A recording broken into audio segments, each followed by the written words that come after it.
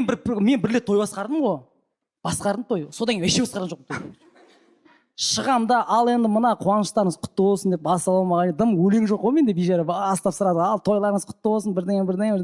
Сосын тұрды да әже қайтыс болыпты сол үйінде. Той болып жатқан үйде 3 күннен кейін сразу тойба жасау, арты той болсын деген сияқты ғой, типа. Шықтым да, мына той құтты болсын. Сосын жақында әжеміз қайтыс болыпты ғой деп бас жалғастым ғой, короче, ары қарай. Сразу ғой жаңағыдай ғой, тым приколсыз өзімді көміп бастадым ғой сразу. И бәрі жылап билеп жүрсе. Әжем. Той болсын. Қызыл өрікке ма? Мен соңғы рет 2011 жылы жүргізіппін тойды. Соңғы рет. Содан кейін өліп қала жаздадым.